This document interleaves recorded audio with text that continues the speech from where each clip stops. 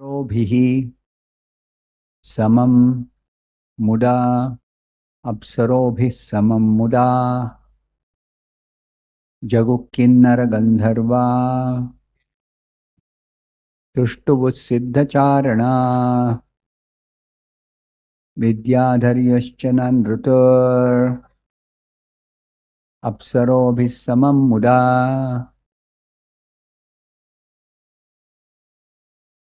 जगुकिन्नरगन्धर्वा तुष्टुवुः सिद्धचारणाः विद्याधर्यश्च नृतुर् अप्सरोभिः समं मुदा जगुकिन्नरगन्धर्वा तुष्टुवुः सिद्धचारणाः विद्याधर्यश्च नृतुर् अप्सरोभिः समं मुदा जगुकिन्नरगन्धर्वा तुष्टुवुः सिद्धचारणाः विद्याधर्यश्च नृतुर् अप्सरोभिः समं मुदा जगुः recited auspicious songs. Kinnara Gandharva, the Kinnaras and Gandharvas, inhabitants of various planets in the heavenly planetary system. Tushtuvuhu offered their respective prayers. Siddhacharanaha, the Siddhas and Charanas, other inhabitants of the heavenly planets. Vidyadharyascha, Vidyadharyaha and the Vidyadharis, another group of inhabitants of the heavenly planets. Nanrutuhu danced in transcendental bliss. Apsarobhihi, the Apsaras, beautiful dancers in the heavenly kingdom. Samam, along with Muda, in great jubilation. Translation by His Divine Grace A.C. Bhaktivedanta Swami Prabhupada. The Kinnaras and Gandharvas began to sing auspicious songs. The Siddhas and Charanas offered auspicious prayers, and the Vidyadharis, along with the Apsaras, began to dance in jubilation. Please repeat this translation after me. The Kinnaras and Gandharvas began to sing auspicious songs. The Siddhas and Charanas offered auspicious prayers, and the Vidyadharis, along with the Apsaras, began to dance in jubilation. We'll discuss this verse even though there is no purport, because a lot is there to discuss. Om Ajnanatimidandhasya Jnananjanashalakaya Chakshurunmilitam Yena Tasmai Shri Gurave Namaha.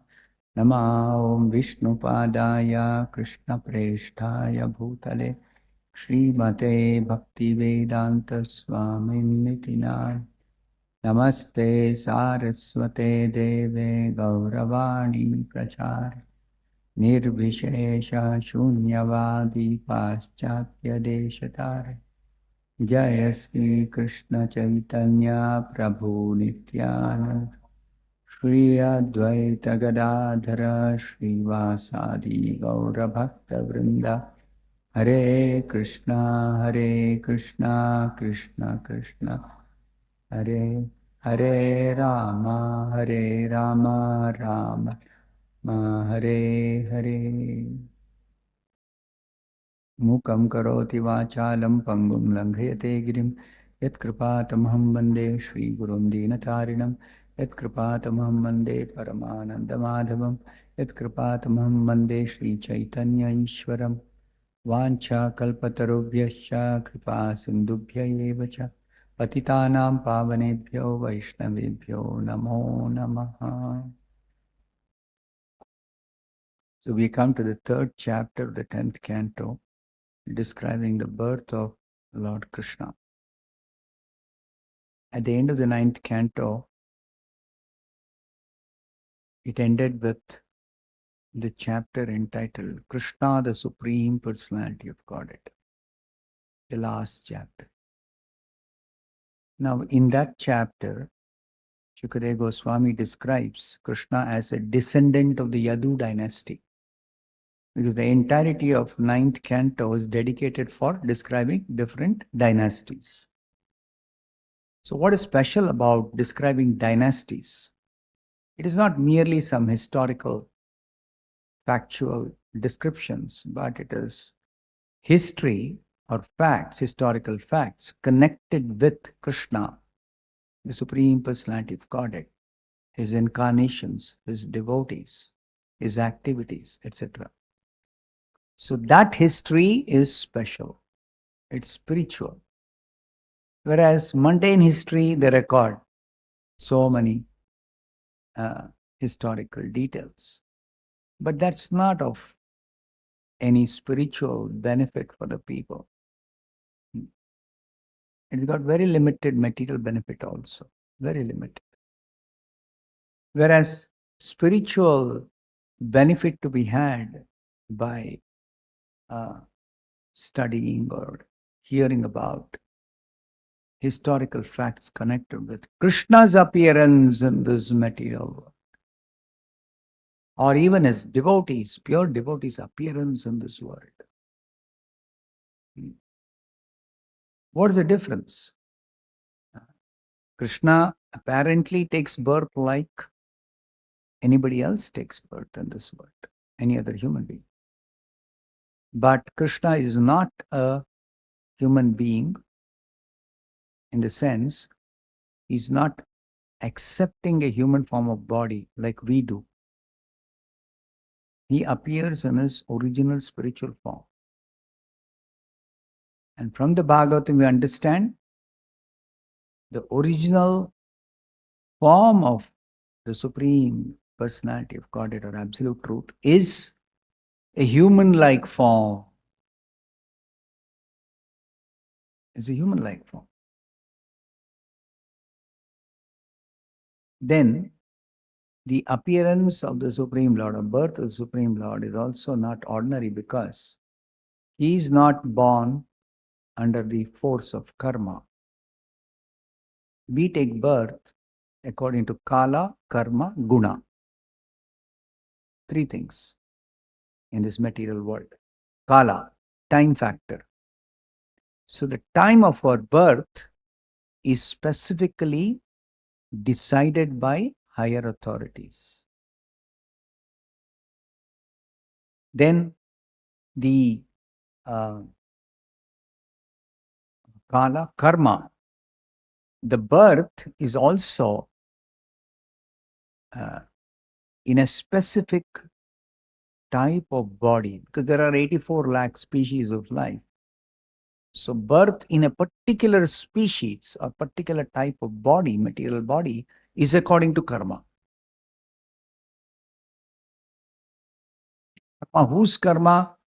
The living entity, the jiva, who is accepting the new material body. Karma, according to karma. And then it is according to the guna. Guna means the three modes of material nature, the three qualities of material nature. Ever wondered what is the meaning of the word mode? Modes of material nature. Prabhupada uses these words very precisely. It means the quality of material nature, which is everywhere around us, but we don't perceive usually with our normal senses. We cannot understand. So material nature acts on our body on everything material. It also influences our consciousness. So the way it influences our consciousness is of three different qualities.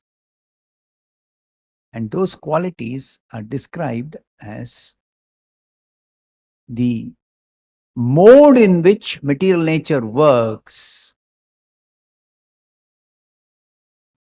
So, three qualities are, Sattva Guna, Rajo Guna, Tamo Guna. And the way this material nature is working or influencing or acting is never only one quality.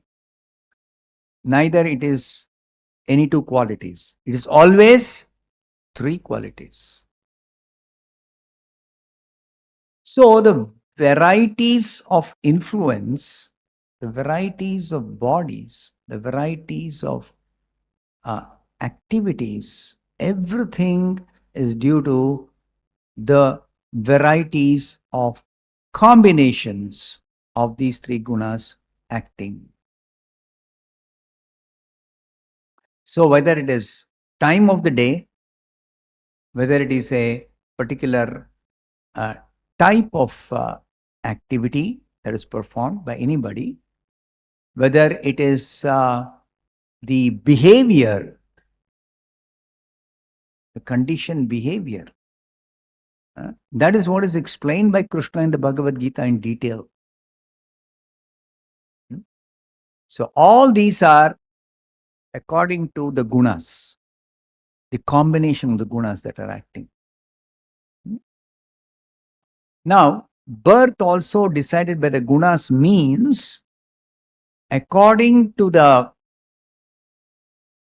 acquired nature of every living entity, the corresponding body or type of body is given. What is this acquired nature? Due to my past association with material nature, I have developed a certain type of material quality in my consciousness. So according to that, a quality of consciousness which is variously influenced by the combination of three gunas. Some people, by their very birth, they are sattvic by nature. Their behavior, their eating habits, their likes, their preferences, their thinking, their working, all predominantly sattvic. Now, as I said, never there is only sattva guna or only rajo guna or only tamo guna. No. Just for analysis, in the 14th chapter of the Bhagavad Gita, it is said, these are the characteristics of sattva guna. These are the influences of sattva guna. But actually, it is always a combination of these three gunas that works. So a person's quality, when we say our behavior or nature is sattvic, we mean it is predominantly sattvic. Somebody's nature is rajasic means predominantly rajasic. Somebody's nature is tamasic means predominantly tamasic. Now, there could be some person who has a combination of sattva-guna and rajoguna type of nature. More or less, the person's nature is a combination, means sometimes he acts sattvic, sometimes he acts rajasic. There could be a combination of rajoguna and tamoguna. Or there could be a combination of all the three gunas. So, various combinations give rise to various types of behavior, various types of natures of persons. various types of qualities in their makeup, mental makeup, etc. Krishna never is influenced by the gunas, rather he is the master of the gunas, Guneshaha. And he is always transcendental to the three gunas, is always on the spiritual plane or spiritual platform. Similarly, Prabhupada, pure devotees, acharyas, when they take birth, they are also not coming with some acquired nature, because they are not born due to some past material association. They are taking birth directly from the spiritual world, just like Krishna appears directly from the spiritual world. So they are always on the spiritual platform. They have nothing to do with these gunas. But still, it appears like the incarnation of the Lord who takes birth, or the pure devotees who take birth, they have got some qualities. They got some nature. Like Krishna sometimes becomes very fearful of Mother Yashoda. Or Krishna sometimes becomes very angry. So in the Bhagavad Gita, anger, kama esha, krodha esha, rajoguna samudbhavaha. So because Krishna sometimes becomes angry, anger is described as the influence of the rajoguna. So Krishna is not free from rajoguna. A person who is free from influence of rajoguna never becomes angry. Right? So how can we understand Krishna is transcendental, yet he sometimes becomes angry? So the Bhagavatam explains that Krishna is relishing spiritual mellows in his relationship with devotees. So there is spiritual anger. There is spiritual anger. All the material qualities are shadow or reflection of the spiritual qualities in the spiritual world of the Supreme Lord and the pure devotees. So there is love in anger. There is love in anger. There is love in humor.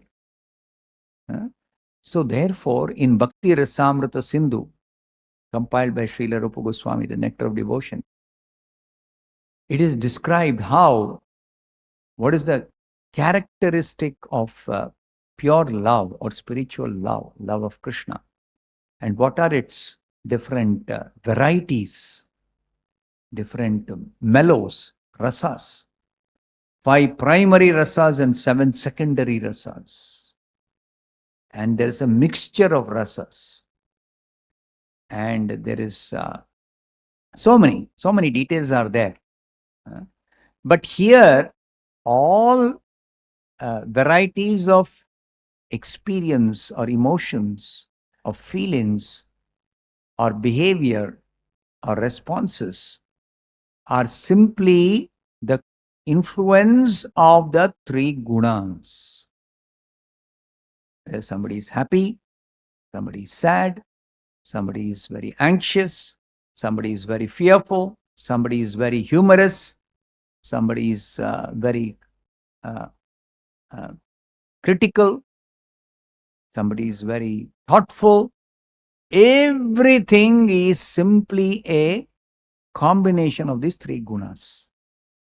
And the pure devotees and Krishna exhibit similar feelings like that of conditioned souls, similar thinking, similar responses, similar behavior, but it is completely spiritual because they don't have any influence of the 3 gunas. Then if there's no influence of the gunas, what is the origin or source of their feelings, of their thinking, of their behavior, of their working or actions? It is actually devotional service to Krishna for the devotees. And for Krishna, it is his reciprocation with his devotees that is the source of his feelings, his enjoyment, his behavior, his actions. So, two different sources, spiritual source and a material source. So, therefore, Krishna's birth is extraordinary, very, very special. And what are the special characteristics and features of Krishna's birth? Let's try to understand. That is described in this chapter. What was the atmosphere like when Krishna appeared? So there is the description. Shukadeva Goswami begins with the description of the atmosphere when Krishna appeared. What does he say? Just to recap, already this verse was discussed.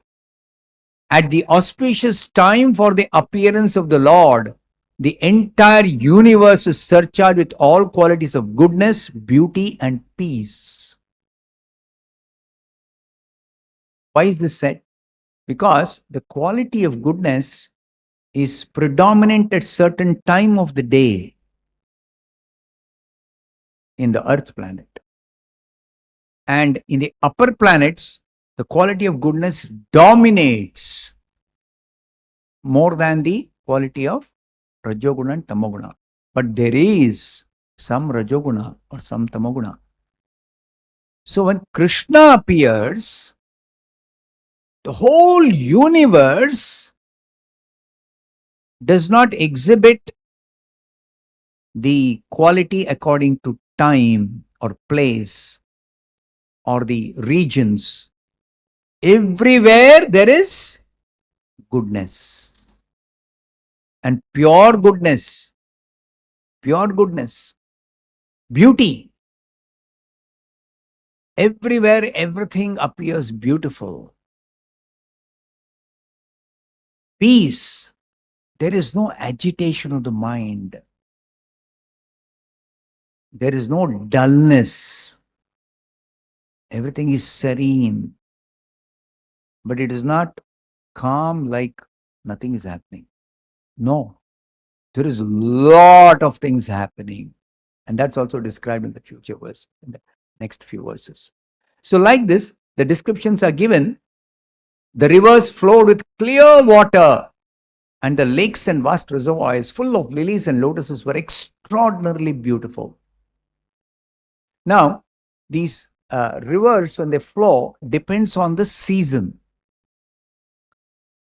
Before rainy season, the water will be less, generally, except perennial rivers where the water never reduces. Ganga, Yamuna. These rivers, the water, this thing never reduces. But still, in any river, as the water starts, it's crystal clear. You would have gone to Himalayas and seen any river, any stream of water, fully clear, fully pure. But you come down, depending on who takes bath, how much it is utilized by different people, or what other streams of dirty water join it, or some mud is washed away from the shore, the water becomes little muddy, little dirty, little dull looking, not crystal clear, correct? So the river will not be always flowing with clear, crystal clear water. Now, Krishna's appearance time, everywhere on the earth, everywhere in the whole universe, every part of the different regions of the particular planets, the water of the rivers was crystal clear. And it is only for that moment of Krishna's birth. It is not always. only for the moment of Krishna's birth. Like this, it is described. Now, the reservoirs of water are full of lilies and lotuses. Even if there is a reservoir of water where there are so many lilies and lotus growing. Now, the lotus from the plant, it has to start, first of all, a bud has to be produced. Leaf and then the bud. The bud has to blossom, open up. And then different stages of blossoming, correct? As time passes by. And each flower has got its own required time for flowering, blossoming, becoming fully blown up. And then it shrivels and withers away and over, finished. Flower is gone. But at the time of Krishna's appearance, not that different flowers are at different stages of blossoming. No. All the flowers in all the reservoirs of water, all over the universe, lilies were fully blown, fully blossomed, fully developed. The lilies, the lotuses. And the trees and green plants full of flowers and leaves. You would have watched these trees, always they will not be full of leaves. There's a season when they shed their leaves, isn't it? Now, whatever the season, it is like spring when Krishna appears. A pure breeze began to blow, pleasing the sense of touch and bearing the aroma of flowers. Now, everywhere the wind is blowing, it is not that somewhere it is very high speed, somewhere it is still. No, it is just gentle breeze. That's one of the characteristics of spring. Okay, it's neither too hot nor too cold. It's neither too windy nor no wind. It is just a gentle breeze, just the right temperature, very pleasing for the sense of touch. It was spring everywhere. Now Krishna appeared, Prabhupada says, Krishna appeared in Shravan Masa. Shravan Masa generally is rainy season. Okay. Rainy season, you don't have gentle breeze. You don't have gentle breeze in rainy season. Because the wind is positioning the clouds appropriately for pouring down water. Okay. So the wind will be sometimes very forceful to move the cloud. And when the cloud has come to the position where it's supposed to be, the wind will kind of stop. So there will be no breeze. There will be no wind. So then the thing will precipitate and pour down water. It has become empty. Hard job. Next cloud has to come. Each cloud will hold some quantity of water. No. See, this is all arrangement in the nature. But during Krishna's birth, cloudless sky. No need for any rains. Why? All the reservoirs of water are full with water. All rivers are flowing full with water. So something extraordinary is happening in the whole universe. That's why all the controllers of the different rivers and lakes and the plants and the planets, everybody is alerted now. What is that? Some the greatest of the great personalities, Krishna is taking birth, is appearing in this universe. Let us welcome him. Just like you want to welcome a very nice guest, very important guest to your house. So, even if your house is not always very tidy, very nicely, everything is arranged, you will do that. Correct? You will nicely clean up, you will nicely decorate, you will nicely arrange everything. It may or may not be like that all the time. Okay? When periodical cleaning happens and you rearrange things which are not properly arranged, you will keep doing that. But when a guest is coming, everything has to be perfect to nicely welcome the guest. Similarly, all the devatas are aware that Krishna is going to take birth. How? Before Krishna's appearance itself, Brahma and all the Shiva and all the other principal devatas, they had gone and prayed to Krishna, to Vishnu, that so much disturbances on the earth due to too many demons, and they are harassing and giving too much trouble to the innocent and the devotees and the saintly persons and all that. You have to remedy the situation. We cannot do anything. We are helpless.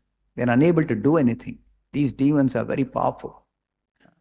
So Vishnu said, yes, I will appear and remedy your problem. So Krishna has appeared in response to the demigods' prayers, and the demigods from Shastra, the great rishis among the demigods, they can calculate or they can figure out when Krishna is going to appear. He appears at a definite time, once in a day of Brahma. So they have figured out, and accordingly, when Krishna has entered Devaki's womb, Brahma and all the devatas, the important devatas in the uppermost parts of the universe, they are coming unseen to the prison house of Kamsa, and they are offering prayers to Krishna. That is the previous chapter. In the womb of Devaki, they are offering prayers. That you have answered our prayer, you have appeared now. He is going to take birth. First he enters the womb of Devaki, his mother, whom the devotee whom he accepts as mother. So they have offered prayers, and they know Krishna is going to take birth at this time. So the word is given to all the controllers. Get ready, Krishna is going to come. So means what? Everything has been adjusted, auspicious. Everything auspicious. Forget your schedule of kala, karma, all that. According to that, adjustments are made. When there should be rain, when there should be wind, when there should be sun, when there should be moon, when there should be winter, summer. When Krishna appears, whatever the season, it is like spring. Whatever the condition of the river, it is crystal clear. It was before Krishna's appearance. Suddenly it becomes crystal clear. So everybody is seeing, it's so very nice. Everything. Those who don't know about Krishna's appearance, but the atmosphere is something totally different. Everybody is feeling very peaceful. Everybody is seeing it's so very nice, gentle wind. All this can be experienced by anybody, whether they know or don't know about Krishna's appearance. So he's telling the Brahmanas who had been performing sacrifices, they were very disturbed in the mind because of the atrocities of Kamsa and the demons. Demons want to stop all because they are always envious of Vishnu or God. So those who are worshippers of God, ban karo. Stop all your worship and your sacrifice and your temples and your temple activities. Ban karo sab. So the Brahmanas were very disturbed. Suddenly they see the atmosphere is completely peaceful, and they were not able to light their fires, sacrificial fires. But they're seeing that they're able to light their sacrificial fires very easily. So fire is lighting up very easily the sacrificial fires, and fire is, burning without any disturbance. Without any disturbance, no smoke, no too much of wind, no, wetness of wood. Wood is perfectly dry, which is meant for burning. Everything is perfect. Their minds are very peaceful. They're experiencing uncommon peace of mind within. Their fear is all gone of Kamsa. They feel fearless.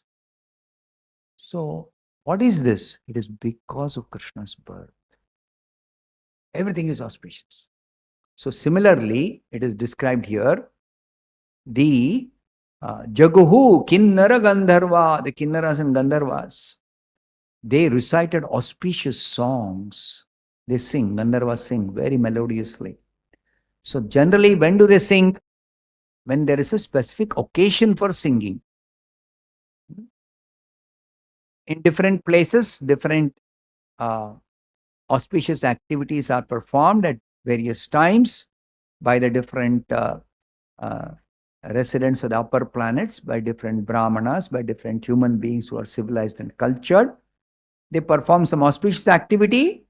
It is the time for singing, reciting prayers, etc. But here, what is going on? Whether something auspicious is happening or not happening, they all began to sing very melodiously, very wonderful songs they were singing. Because they know Krishna has appeared, Krishna is going to appear. So they started singing songs glorifying Krishna. And very melodiously they were singing. And Shukadeva Goswami, where is he sitting? On the earth. The inhabitants of the earth cannot hear when the Gandharvas in their planets are singing. We cannot hear. But during Krishna's birth, the inhabitants of the earth could hear singing, very melodious voice. What do they think?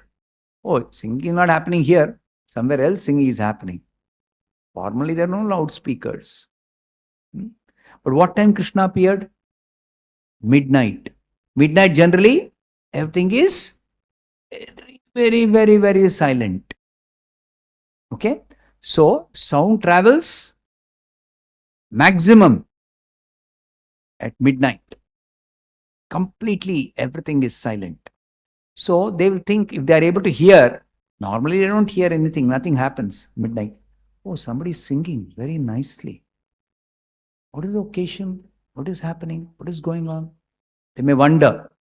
Actually, it is Krishna's birth being celebrated by the Devatas.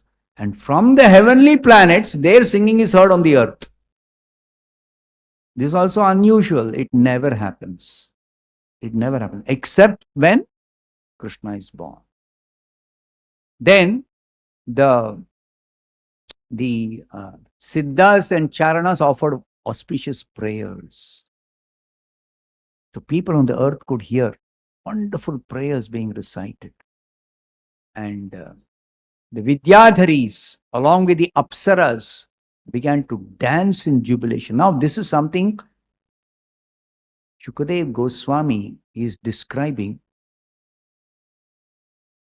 from his divine vision. Your devotees, without that need for any special arrangement, sitting in one place, they can know what is going on in any corner of the universe, all creation, they can know. That is through the Paramatma in the heart. They're always in touch with Paramatma, so they know what is going on. So, Shukadeva Goswami is going on speaking from within his heart. He's speaking. So he's telling now, at the time of Krishna's birth, what happened? The Apsaras, they were dancing, jubilation, great jubilation. Why are they dancing in jubilation? Because appearance of Krishna is a wonderful, great, auspicious, beautiful event for everybody to celebrate, especially the Devatas, because they had prayed to the Lord and the Lord has appeared in response to their prayer and all their problems are finished. Lord has appeared means over.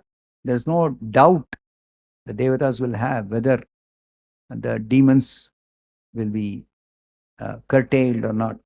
They're guaranteed. When the Lord appears, it's guaranteed.